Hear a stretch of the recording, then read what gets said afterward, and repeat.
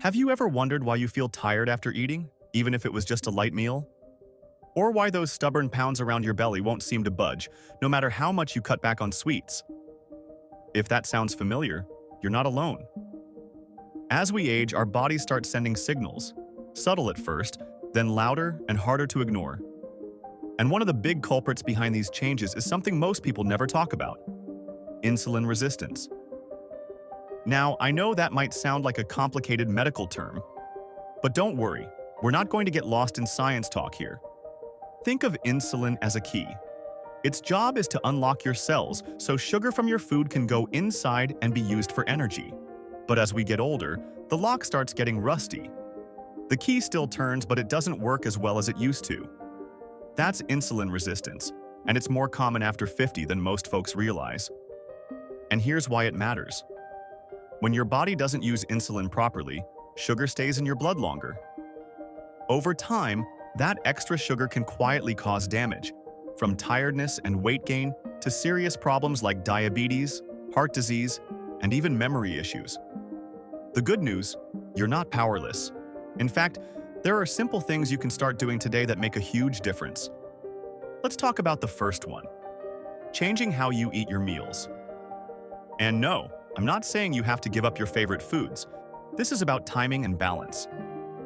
When you start your day with something high in sugar, like a muffin or a sweetened cereal, you spike your blood sugar, and that sets you up for a crash later. Instead, aim for protein and healthy fat in the morning. Think scrambled eggs with avocado or Greek yogurt with a few almonds. It keeps your energy stable and gives your insulin a break. Another simple step is moving after you eat. You don't need a gym or fancy equipment. Just a 10-minute walk around your house or down the street can help lower your blood sugar levels right after a meal. It's one of the most underrated habits out there. Not only does it help with insulin sensitivity, but it also clears your mind, lifts your mood, and gets your blood flowing. These might sound like small steps, but small steps add up, especially when you're consistent. And the best part? You start feeling the difference quickly. More energy, less brain fog. Even your sleep can improve. Now that you've seen how simple changes to your meals and a little post-meal movement can start turning the tide, let's keep going. There's another powerful shift that can help restore your body's balance. One of the most powerful changes you can make, and one that's often overlooked, is giving your body a break from constant eating. These days, food is everywhere, all the time. A snack here, a bite there, late-night treats in front of the TV. It's easy to lose track. But every time we eat, our insulin rises. And if it never gets a chance to come back down, your body stays in a state of overwork. That's where something called meal spacing, or simply not snacking between meals, can work wonders. You don't have to fast for 16 hours or skip meals entirely. Just give your body a good 3 to 4 hours between meals without grazing. Let insulin calm down. It gives your cells time to reset. And believe it or not, it actually helps curb those intense cravings that make it feel like your willpower is broken. You see, insulin resistance isn't just about what you eat. It's about when and how often. So instead of grabbing crackers mid-afternoon, try drinking water or herbal tea. Sometimes we think we're hungry, when really, we're just bored or dehydrated. And if you're truly hungry, go for something with protein. A boiled egg, a piece of cheese, even a small handful of nuts is much better than something sugary or starchy that spikes insulin again. Now let's talk about sleep. Yes, sleep. It's not just about feeling rested. It's a key player in keeping insulin in check. When you don't sleep well, your body becomes more resistant to insulin the next day. That means, even if you eat healthy, your blood sugar can still rise. Poor sleep creates stress in the body, and stress tells your system to hold on to sugar. So if you're tossing and turning or waking up groggy, that's a sign your metabolism might be struggling too. Creating a bedtime routine can help. Dim the lights an hour before sleep. Avoid screens if you can. Maybe take a warm bath, read a book, or listen to soft music. And try to keep your bedtime consistent even on weekends. A rested body handles food and insulin so much better, and it shows up in your energy, your mood, even how easily your clothes fit.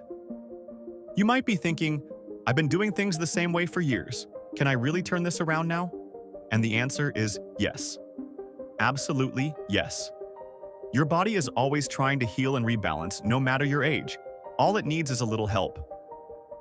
We've already talked about eating smarter, moving after meals, giving your body breaks between eating, and getting solid sleep. But there's still one more key to unlocking insulin sensitivity, and it's something you might not expect. Let's talk about how what's going on in your mind can impact what's going on in your body. Stress. It creeps into our lives in quiet ways. Worry about health, family, finances, the future. And while we might brush it off as just part of life, your body takes it seriously. When you're stressed, your body releases a hormone called cortisol. It's meant to protect you in emergencies, but when cortisol stays high for too long, it tells your body to hold on to fat, especially around the belly, and to raise blood sugar levels, just in case you need a burst of energy to fight or flee. It's a survival response from a time when danger looked like a wild animal, not a mailbox full of bills. So how does this connect to insulin resistance? Well, when blood sugar goes up because of stress, not food, insulin still has to step in to clean it up. And if stress becomes a daily pattern, insulin is constantly being called to action. Over time, your cells stop responding the way they used to. The lock gets rustier. The key doesn't fit. You get the picture. Managing stress isn't about becoming perfectly calm. That's impossible. But it's about giving your body little moments to reset. Deep breathing, a short walk in nature, laughter, even a few quiet minutes with your pet or a good book. These aren't luxuries. They're medicine. They help lower cortisol, which helps lower blood sugar, which helps insulin do its job again. And here's another piece of the puzzle: your muscle mass. After 50, we naturally start to lose muscle if we don't work to keep it. The problem is, muscle is one of the best places for sugar to go. More muscle means more storage space for energy and less sugar floating around in your blood. So when you have less muscle, it's easier to become insulin resistant. But that doesn't mean you need to lift heavy weights or join a gym. Simple strength movements at home can make a huge difference. Body weight squats, standing push-ups against a wall, light hand weights if you have them. Just a few minutes a few times a week. Your body responds quickly. You feel stronger, your blood sugar improves, and even your confidence goes up.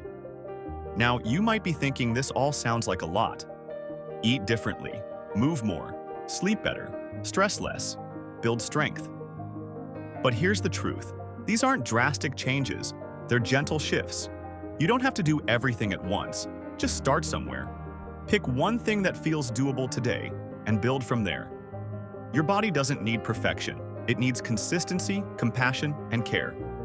Insulin resistance after 50 isn't a life sentence. It's a message, a signal from your body saying, hey, something's out of balance. Can we fix it? And the beautiful part is, you can fix it. You can feel better. You can age with strength, clarity, and vitality. It's never too late to make a change. We'd love to hear what small steps you're taking or thinking about taking. Drop a comment below and share your story. Someone else might read it and feel inspired to start their own journey. If you found this video helpful, please give it a thumbs up, share it with someone who might need it, and don't forget to subscribe to our channel for more real, simple advice to help you feel your best after 50. Take care of yourself and remember, you're stronger than you think.